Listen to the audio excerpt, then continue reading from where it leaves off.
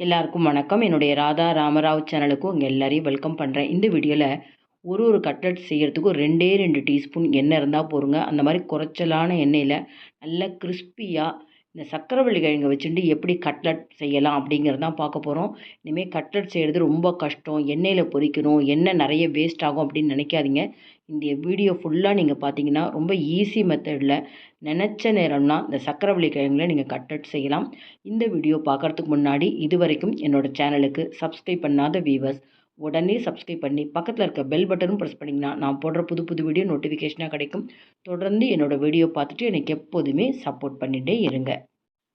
சக்கரவள்ளி கிழங்குல கட்லட் செய்கிறதுக்கு 1/4 கிலோ சக்கரவள்ளி கிழங்கு எடுத்திருக்கேன். நல்லா மண் போக சுத்தம் பண்ணிவிட்டு குக்கரில் தண்ணிக்குள்ளே வச்சு நான் வேக வைக்க போகிறேன். எப்போதுமே தண்ணியில் வேக வச்சிங்கன்னா ரொம்ப குழன்னு ஆகிடும்.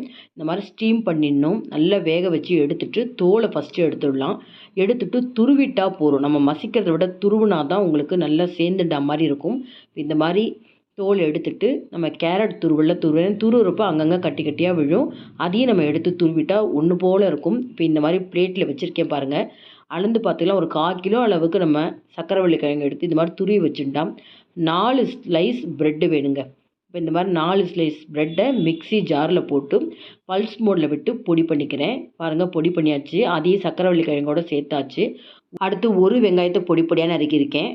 ஒரு பச்சை மிளகாய் பொடியாக நறுக்கியிருக்கேன். 1.5 இன்ச்சுக்கு இஞ்சி தோல் எடுத்து துருவி சேர்த்தாச்சு. பொடியாக நறுக்குனா கொத்தமல்லி கொஞ்சம், பச்சை பட்டாணி இருந்தால் ஒரு கைப்பிடி அளவுக்கு, 3/4 டீஸ்பூன் உப்பு, 1 டீஸ்பூன் அளவுக்கு மிளகாத்தூள், 3/4 டீஸ்பூன் கரம் மசால் பொடி, 1/4 டீஸ்பூன் ஜீரக பொடி எல்லாம் சேர்த்து நல்லா மிக்ஸ் பண்ணணும்.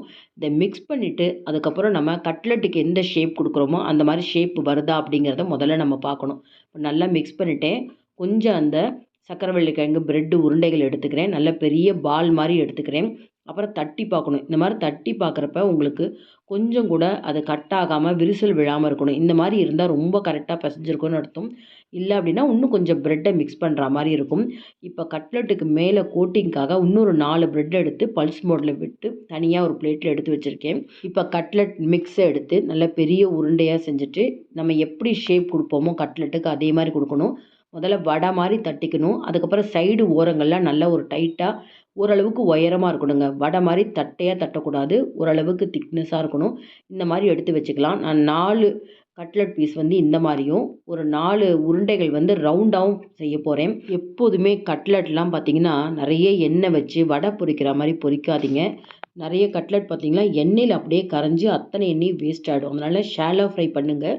பாருங்கள், ஒரு 1.5 டீஸ்பூன் கார்ன்ஃப்ளவர் மாவு எடுத்திருக்கேன். மைதா மாவு கூட எடுத்துக்கலாங்க. கொஞ்சமாக தண்ணி விட்டு நல்லா கட்டி இல்லாமல் கரைச்சிட்டு இப்போ நம்ம ரெடி பண்ணி வச்சுருக்கிற அந்த கட்லெட் மிக்ஸை இந்த கார்ன்ஃப்ளவர் மாவில் டிப் பண்ணிவிட்டு பக்கத்தில் வச்சுருக்கிற அந்த ப்ரெட்டு க்ரம்ஸோட நல்லா கோட்டிங் பண்ணணுங்க. நீங்கள் ரஸ்க் இருந்தால் கூட அதை கூட பொடி பண்ணி செஞ்சுக்கலாம். இப்போ நான் ஒவ்வொரு கட்லெட் மிக்ஸையும் கார்ன்ஃப்ளவர் மாவில் டிப் பண்ணேன். ப்ரெட்லேயும் அதே மாதிரி நல்லா கோட்டிங் பண்ணியிருக்கேன் இல்லையா. இதையே 2 முறை செஞ்சிங்கன்னா மேலே இன்னும் கிறிஸ்பாக இருக்கும். அதாவது ஒரு முறை நம்ம ப்ரெட் க்ரம்ஸில் நல்லா கோட்டிங் பண்ண போகிறோம். அதையே திரும்பவும் கார்ன்ஃப்ளவர் மாவில் டிப் பண்ணிவிட்டு திரும்ப ப்ரெட்டில் நம்ம கோட்டிங் கொடுக்கணும். இந்த மாதிரி பண்ணிவிட்டு நல்லா டைட்டாக நம்ம அழுத்தம் கொடுத்தோம்னா மேலே அவ்வளோ கிறிஸ்பியாக இருக்குங்க இந்த கட்லெட்டு.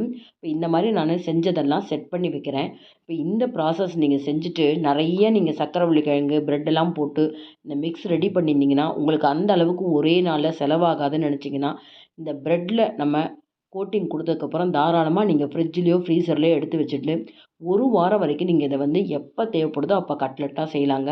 இப்போ ரவுண்ட் ஷேப்பில் இருக்கிறதையும் நான் கார்ன்ஃப்ளவர் மாவில் டிப் பண்ணிவிட்டு ப்ரெட் க்ரம்ஸில் நல்லா லட்டு மாதிரி நல்லா அழுத்தம் கொடுத்து பிடிக்கிறேன் பார்த்தீங்களா. இந்த மாதிரி இருக்கிறப்ப உங்களுக்கு ப்ரெட்டு நம்ம ஷாலோ ஃப்ரை பண்ணுறப்ப வெளியவே வராது, நல்லா கிறிஸ்பியாக இருக்கும். இதையும் 2-3 முறை நீங்கள் கார்ன்ஃப்ளவரில் டிப் பண்ணி ப்ரெட்லேயும் டிப் பண்ணி பாருங்கள். ரொம்ப நல்லாயிருக்கும். பாருங்கள், 2 விதமாக நான் ரெடி பண்ணிட்டேன். இப்போ 2 விதமான பாத்திரங்கள் எடுத்துகிட்டு உங்களுக்கு ஷாலோ ஃப்ரை ஒன்று, குழிப்பணியாரக்கல்ல ரொம்ப குறைச்சலான எண்ணெயில் எப்படி பொரிச்சு எடுக்கலாம் அப்படிங்கிறத பார்ப்போம். முதல்ல இந்த மாதிரி அகலமான ஒரு பேன் எடுத்துட்டு 1.5 கரண்டி நான் cooking oil rice bran oil எடுத்திருக்கேங்க. அடுப்பை சிம் ஃப்ளேமில் வச்சுக்கோங்க. நிதானமாக தான் நம்ம இதை திருப்பி போட்டு 2 பக்கமே நல்லா கிறிஸ்பி ஆகணும். இப்போது ஒவ்வொரு முறையும் இந்த மாதிரி கட்லெட்டை எண்ணெயில் போடுறதுக்கு முன்னாடி நல்லா ஒரு தடவை ப்ரெஸ் பண்ணிட்டிங்கன்னா அந்த ப்ரெட் க்ரம்ஸ் பார்த்திங்கன்னா எண்ணெயில் பிரிஞ்சு போகாமல் நல்லாவே மேலே கிறிஸ்பியாக இருக்கும். ஒரு பக்கம் நல்லாவே கலர் வந்ததுக்கப்புறம் இந்த மாதிரி ஸ்பூன் ஃபோர்க் வச்சுட்டு மெதுவாக திருப்பணுங்க. டீப் ஃப்ரை பண்ணுறத விட ஷாலோ ஃப்ரை பண்ணுறது தான் உங்களுக்கு எண்ணெயும் குறைச்சலாக செலவாகும்.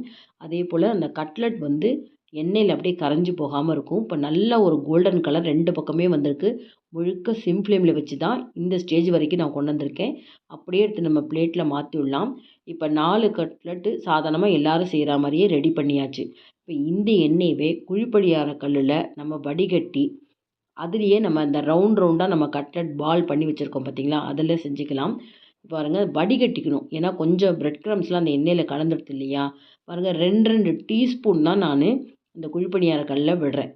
இப்போ திரும்பவும் நம்ம ரவுண்டாக உருட்டி வச்ச அந்த கட்லட் பாலை ஒவ்வொரு குழிப்பணியார குழிக்குழியும் போட்டுடலாங்க. ரொம்ப நல்லா வந்ததுங்க. 2 முறையுமே நல்லாயிருக்கும். ஆனால் இந்த கட்லட்டை பாலாக பண்ணி நம்ம இந்த குழிப்பணியாரத்தில் வேக வச்சு எடுக்கிறப்ப நல்லா கிறிஸ்பியாகவும் இருந்தது. குறைச்சலான எண்ணெய் செலவாச்சு. இந்த கட்லட் பாலையுமே மெதுவாக நம்ம திருப்பி விடணும். 2 டீஸ்பூன் நம்ம யூஸ் பண்ணிக்கலாங்க. ஏன்னா 1 டீஸ்பூனால் நம்ம எடுக்கிறப்ப அது மேலே இருக்கிற பிரெட் க்ரம்ஸ்லாம் பிரிஞ்சு போகும். 2 ஸ்பூனை வச்சு கூட மெதுவாக திருப்பி விடலாம். இந்த மாதிரி எல்லாம் ஒன்று போல் அந்த கலர் வர வரைக்கும் நிதானமாக சிம் ஃப்ளேமில் நல்லா பொரிச்சு எடுக்கணுங்க. கலர் பார்த்தீங்களா, பார்க்கவே எவ்வளோ நல்லாயிருக்கு பாருங்கள். இப்போ நான் அந்த கட்லட் எடுத்த பிறமும் உங்களுக்கு காமிக்கிறேன். இன்னுமே ஒரு 1/2 டீஸ்பூன் எண்ணெய் பாக்கி இருக்குங்க. 1/2 டீஸ்பூனில் நல்ல கிறிஸ்பியான கட்லட் செஞ்சாச்சு. இனிமேல் கட்லட் செய்யறதுலாம் ரொம்ப கஷ்டம்னு நினைக்காதீங்க. கொஞ்சம் உருளைக்கிழங்கு 4 ஸ்லைஸ் பிரெட் இருந்தால் போதுங்க. நினச்ச நேரம் நம்ம கட்லட் பண்ணலாம். இன்னுமே எண்ணெய் பாக்கி இருக்குது பார்த்தீங்களா. சக்கரவள்ளி கிழங்குல 2 விதமான ரெசிபி பண்ணேன். ஒன்று வந்து ஸ்வீட் போலிங்க. இது ஆல்ரெடி வீடியோ போட்டிருக்கேன். லிங்க் உங்களுக்கு டிஸ்கிரிப்ஷன் பாக்ஸில் தரேன். கட்லட் செஞ்சேங்க. அவ்வளோ நல்ல கிறிஸ்பியாக இருக்குது. ஒன்று எடுத்து நான் எப்படி வந்திருக்குன்றதை காமிக்கிறேன். மேலே நல்லா மொறுமொறுப்பாகவும் உள்ளுக்குள்ளே அந்த சக்கரவள்ளி கிழங்கு வாசனை பட்டாணிலாம் பிரமாதமாக இருக்குங்க. அவசியம் இந்த வீடியோ பார்த்தோன்னே 2 ரெசிபியுமே ட்ரை பண்ணி பாருங்கள். இந்த வீடியோ உங்களுக்கு ரொம்பவே பிடிச்சிருந்ததுன்னா லைக்ஸ் கொடுங்க. கமெண்ட் பாக்ஸில் உங்கள் கமெண்ட்ஸ் போடுங்க. ஃப்ரெண்ட்ஸ் அண்ட் ரிலேட்டிவ்ஸ்க்கு வீடியோவை ஷேர் பண்ணுங்கள். சப்ஸ்கிரைப் பண்ணாத வீவர்ஸ் சப்ஸ்கிரைப் பண்ணி எனக்கு எப்போதுமே சப்போர்ட் பண்ணிகிட்டே இருங்க. Thank you viewers.